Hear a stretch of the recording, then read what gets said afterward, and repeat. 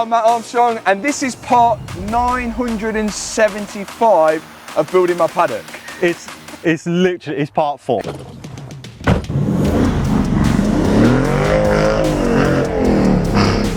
If he breaks that, it's giving me a lift home. So far in the build, we have completely transformed the exterior by installing these amazing doors and also fitted the cladding. We are going to be building some stud walls for a bathroom that's going here, running in all of our first fix electrics, and also insulating, plasterboarding, and even plastering the inside of this room. So our first job is to grab some timber and cut it to size for our stud wall. So we build our walls out of 4x2, and because we had sat there and drew the whole design on the floor for Hanna and Mat to see, I just used that to transfer all of my measurements onto some timber. So this design has got a 45-degree wall, so we've got 22.5-degree cuts on all of our top and bottom plates. So we cut 2 for each wall, ready for our studs. So we lay it out onto the drawing on the floor to make sure that everything's going to fit perfectly. Once it did, I then start marking out for all of our studs. Little step I want to explain. So with our walls, I always leave the plate for the floor in and I cut it out after. So we're having a liner, so this is just a liner you can buy, and that's going to be sat here for a standard size door. So I always overmark them now, and then when we build our wall, we've got our opening pre-assembled, and then we mark out for all our studs. And when I say oversized, that basically means I've added 20mm to the width and height of our opening to allow us to plumb anything up when we put in our liner. We then move on to marking out for our studs, remembering we use 400 centers. We've actually moved the studs around a little bit, and that all comes down to switches and isolators. So just remember, when you're building your walls, you need to always be thinking a few steps ahead. So we always make sure we've got space for switches and we're not going to be getting in the way of any wiring. And once we've done our layout, we can then start installing our studs. So these studs are measured from the floor up to our ceiling joists, and then we just deduct 2 thicknesses of timber, because obviously we've got that bottom and that top plate.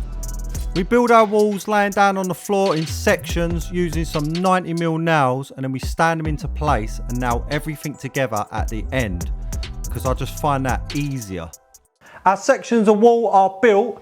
When it comes to fixing these in position, you can drill and plug, but because we've flow screeded this and insulated it, we don't really want to break into the top. So we're actually going to be using PGB, which is Power, Grab and Bond from C-Tech, and we're actually going to be gluing our bottom plate, so that's going to replace any mechanical fixings. We get on with putting down our bead of PGB, Power, Grab and Bond. Just remember, when you are putting this down, we don't want to put any where our door opening is, because we're actually cutting that section of timber out later on, so we don't want any glue on the wood we're removing. So we get our first section of wall in, making sure it's plumb in both directions, and then we nail it to the building using some of those 90mm framing nails. I then stand the middle into position, but I don't actually install this. I install the other side section first. Because of the way the cuts are on our opening, you need to install the front last. So we get that all knocked into position, always double checking for plumb, and then we can nail everything together, and then we can nail it all to the building. I also check to make sure our opening is still flat and straight before nailing that up to the roof. Once the 3 sections of wall are in and nailed together, we can turn our attention to those 2 external corners. So because they're 45 degrees, I rip some timber through my saw and infill them, ready to take our plasterboard. Once they're nailed off, we can start looking at putting some noggins in. And because I couldn't sleep at night if these didn't line up with the rest of the building, I made sure that these all run in line with all of the other noggins we had done when we did the outside walls. At this stage, we are now going to cut that bottom piece out where our door's going. So that's the sole plate or the bottom plate. So I'll just use a handsaw and we're going to go down one of the studs. So using an old handsaw, I get that cut on both sides, and then it's time to measure up for the piece that's going to sit above our liner. So these walls are not supporting, so we don't need any jack studs. We're just installing that top to close it in, and then we're going to put some small noggins in, remembering we've got isolators going above that door. Stud work is complete. It is now time to move on to our first fix electric, so that's the order we like to do it in. So we've set up a laser, and I'm going to start drilling all of our holes ready to put in our cables. If you're not trained in electrics, this isn't a job you should really just have a go at. You may want to speak to your electrician, but I'm going to show you how we do ours. We set in a laser level ready for our sockets, remembering to keep all of our cables in our zones. So in the UK we have safe zones in the corners, vertically and horizontally from sockets. So that's exactly what we follow. I'm also setting the depth to allow for our insulation and any screws we're going to be using on our plasterboard, just to prevent any potential damage when we come to installing them. All of the holes we need to drill for our socket cables have been done, so now we're going to pull in our 2.5 because we're having a ring main, so that's going to go all the way around and back. If you don't know, ask your electrician. So we're going to start here, pull it up, and then we'll go back to where the fuse box is, which is outside. So let's get our cables in. The reason we're having our consumer unit or fuse box outside purely comes down to aesthetics. There just wasn't anywhere nice to hide it inside, so we opted to hide it around the back of the building outside. So I get my ring main, which is what we're using inside, pulled in for all of our sockets, and I also get some larger cables pulled in for our electric shower and our small heater for the hot tap on the basin.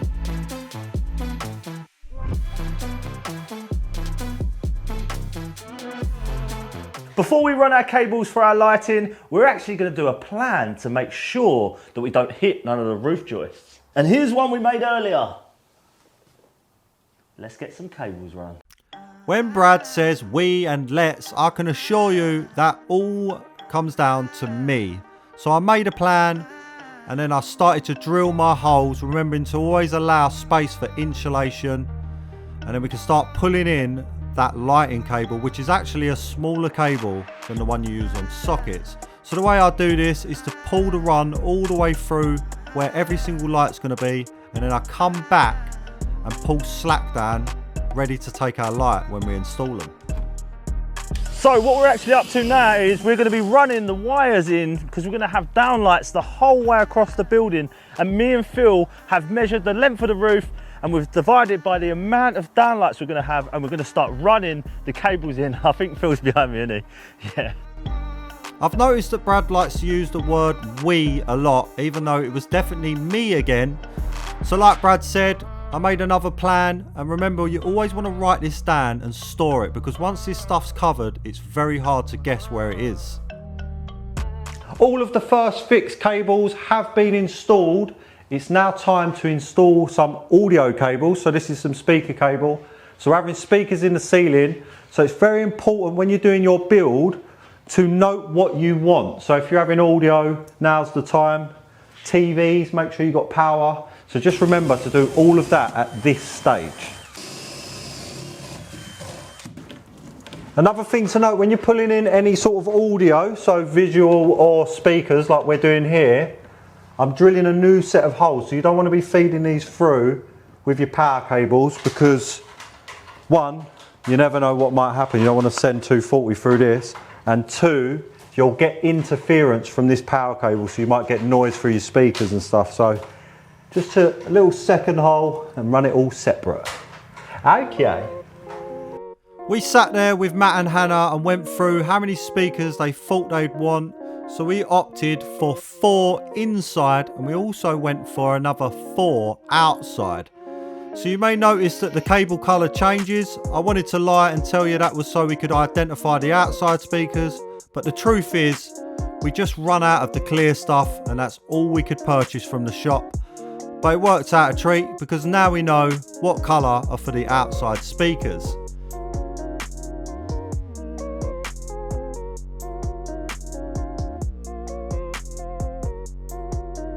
That is the audio complete. Now it's time to insulate. Look at me, I'm doing something.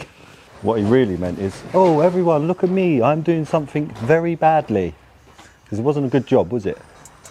Once Brad had finished pretending that he actually does any work, I got on with cutting down all of the insulation for inside. So I opted to use the table saw. I've never done it before, but it actually sped the process up by miles, and I'd recommend it. 265. Okay. When we was laying out our studs, we made sure that they were laid out with precision, and the reason is we was able to cut 95% of our insulation to 355, which is basically the gap you'll get on a 400 centre, and then we just had a few smaller cuts where the joins are, and then we could start putting in our wall insulation. And I'm pretty sure this whole process took no more than 30-40 minutes. So that table saw really did save us some time. And another thing that saved us time was, remember at the beginning of the build when I spoke about setting in our noggins at 1200 to the bottom? Well, insulation boards are 1200 by 2400. So that meant we only had to cut them off the ends and they slotted straight in. So it saved on a lot of cutting.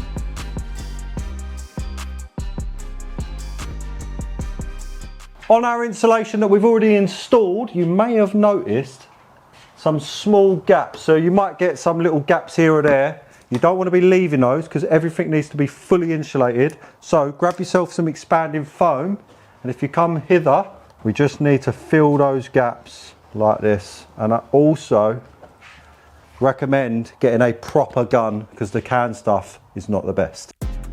I then got on with filling any of those small gaps before moving on to insulating the rest of the walls, which went super quick. And remember, don't leave any of those cables behind. Make sure you bring them through that insulation, because once this is plasterboarded, you'll never find them. That's the walls complete. Now it's time to move on to insulating our roof. When it comes to insulating the roof, it's actually slightly different insulation. So we used 50mm PIR boards on the walls, which left us a 50mm gap on the back of the walls for ventilation. But on the roof, we use 100mm. We have 150mm worth of space, but we need to allow ventilation on that roof because it's a warm deck. So with the 100mm set flush to the bottom, we've still got a large enough space to vent that roof. Another little thing we do is wherever we're having speakers or lights, we actually take a big section out and then reinstall a thinner section of insulation.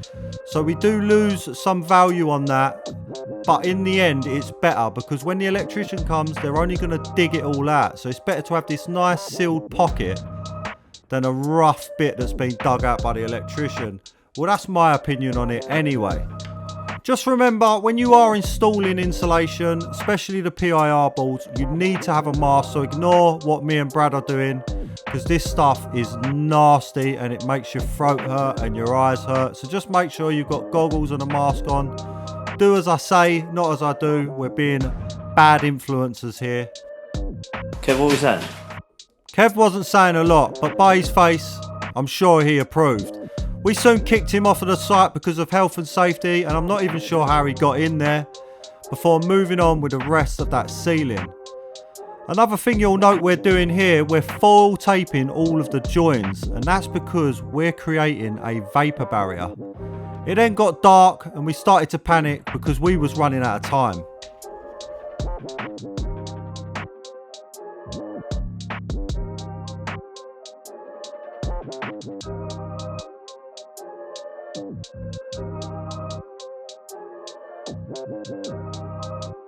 That is all the insulation complete. We've got a couple of small jobs to quickly do now, and then we can move on to plasterboarding. And one of those small jobs is to put some small bits of batten across the front of our flitch beam. The only reason we have to do this is because the flitch beams aren't as thick as our walls, so we build them out, so when we plasterboard, everything's nice and flat. Now that that's all done, we can move on to our vapour barrier. So this is a vapour barrier, it's just basically some plastic sheet. And we're going to be putting that on all of our walls, and you can also do your ceiling, but instead of that, we've used foil tape. So now that acts as a vapour barrier, so we don't need to do the top. With a vapour barrier, it can get kind of messy, so the way we've figured is the easiest and the least amount of mess is to have two here. One rolls it around the room and the other holds it in the corners. You then drop it on the floor and cut it to size, and then you can go back to the beginning with it just laid around the edge. And then we basically start at the top, keeping it nice and tight just to keep it neat. And we use a stapler and staple it nice and tight and neat all around the top. And then we can start letting all of our cables through. So we just slice that and let it through before then stapling down the rest of the wall and cutting off the excess on the bottom. The whole purpose of a vapour barrier is not actually to stop the vapours, but to control them. So when you're in a room and it's nice and hot and it's cold outside, you can get sweating in between your insulation and that board. So putting this up controls everything and prevents mould in the future.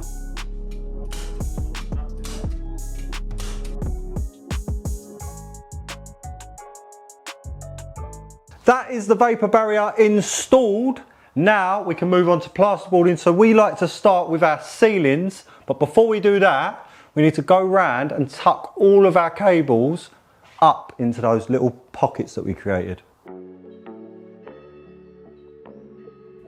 This may seem like a pretty basic thing to do, but if you didn't do it, when you push up your plasterboard, it's so easy to trap cables and you won't be able to get them back out once this plasterboard's screwed up.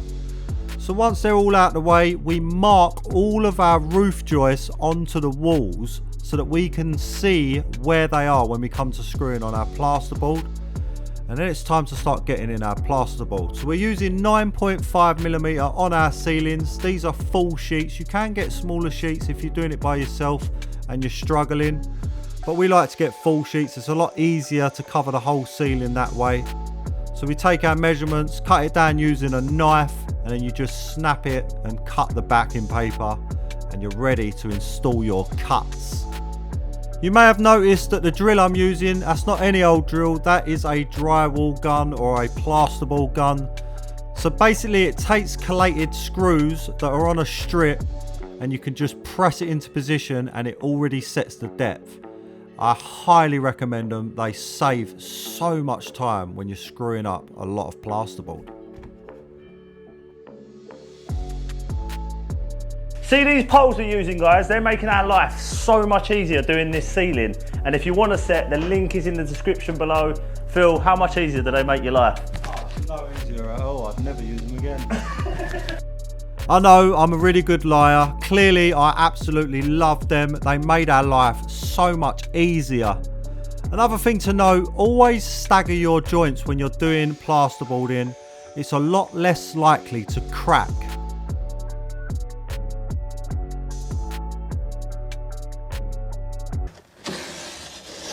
My neck can't take any more of this.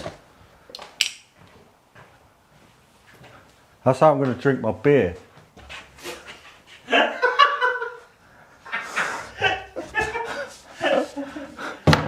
One pint, please, mate. Oh, it's really coming together now. Oh, the final piece to the puzzle, Billy. Thank the Lord, mighty Jesus. Billy, you want to help? Billy? Oh, now you want to help.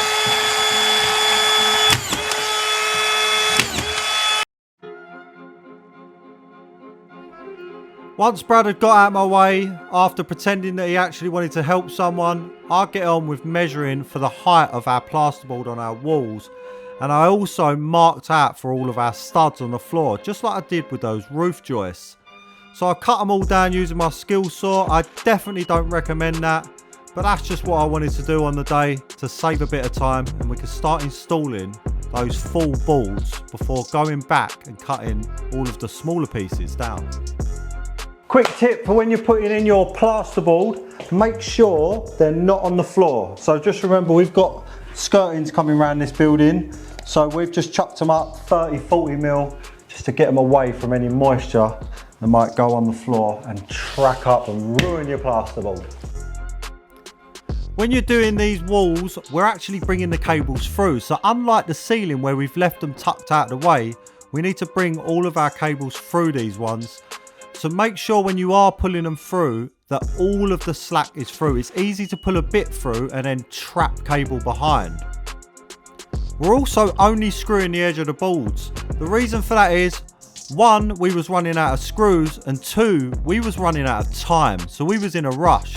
So we thought, screw the edge of the boards, get them on, make sure we don't run out of screws, and then we'll just finish it before the plasterer turns up. But that didn't happen how we wanted it to happen.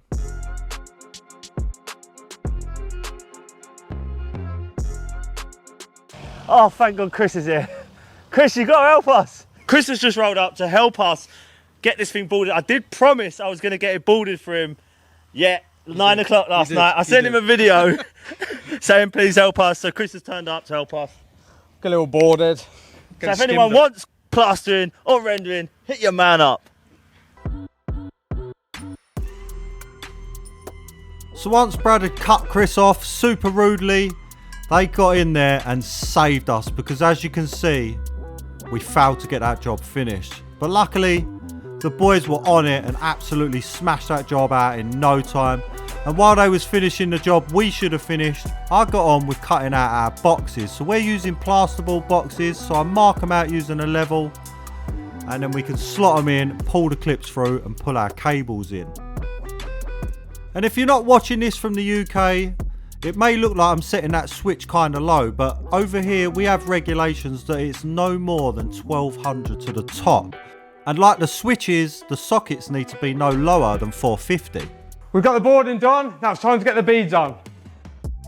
So what Chris has in his hand there is a plastering bead. These get installed on all external corners. So they use a stapler to fix it into position, making sure they're level and they are plumb wherever they're installed. Scrimming the corners up now, and then get ready to put the stop bead on over the top. So the scrim is basically a reinforcing mesh, and it's going to prevent any joins or any corners from cracking. Once that's on, he installs a stop bead, which is like the 90-degree bead that we used, except it can be used to stop plaster or for corners that ain't quite 90 degrees, like our bathroom. He then goes over all of the joins in the rest of the plasterboard, making sure it covers any of those gaps, because we don't want any cracking in the future. Including the joins, we also need to do those internals. So we want scrim basically everywhere, including the little tiny reveals. Once all the scrim's on, they get on with protecting the frames. You don't have to do this, but it's a lot nicer, so you haven't got as much cleaning and less risk of scratching those lovely black aluminium windows and doors that we installed.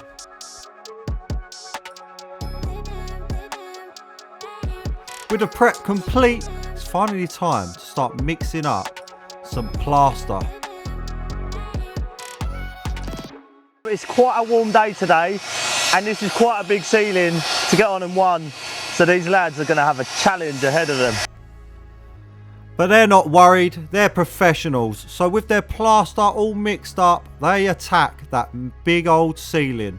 They start off by covering up all of the scrim tape, and then they go around the edges before starting to fill it all in. So they work together, one's on one end, one's on the other, and all they're basically doing here is just trying to get it on the wall. They're not too worried about it being flat, because that comes next. They're just trying to get enough on the wall ready to flatten it off. With the ceiling on, they then start attacking some of the walls. So they go for the big wall, which was kind of brave because it's quite a lot to cover in the heat that we had, but they had it covered. Not only did they do the ceiling and the big wall, they also did the reveals and a small wall on that shower room. Once the material was on and it started to set, it was time to flatten off that first coat. How am I doing? Not bad. So what's the motion? From down, up, down? Yeah, so go left, if you're right-handed, left to right. What about when you're coming off a corner like this? Yeah, you don't need to come up far. Just pull it a bit and then come down. Sort of like that? Yeah. Start from the top. That's it, pressure slowly. All the way? Slowly, go on, keep going. That's it, then pull up. That's it. Spot on. Spot on. I don't know what he's complaining about. Easy peasy. Right. Chris soon took the trail back because apparently I was too fast and they wouldn't be able to keep up with me before starting to get on their second coat on those sections that they had already done. And once that starts to set, it's then time to start smoothing off.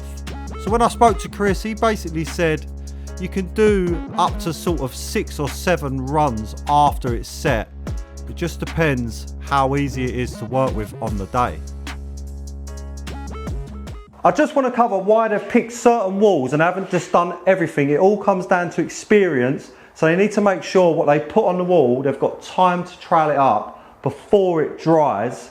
So we're going to get out of their way so they can start getting on the rest of the walls. Before the first walls had set too much and it was still a bit soft, they cleaned out any of the boxes because plaster will always get in there a little bit. So that's the perfect time to start clearing out. And it was time to start moving on to the rest of this building. So we've got 2 walls inside that shower room that you can't see. We're leaving the other 2 and you'll see why later on. But for now, that's all they needed to do. And before this all sets, they pull off the little run of scrim that they put on the bottom. And as someone that's going to be fitting the skirtings, that is going to be awesome because it leaves a perfectly flat bottom. And they also remove all of the protective tape that was on the windows. And then they could get tidied up because the sun was starting to set on another day on this build.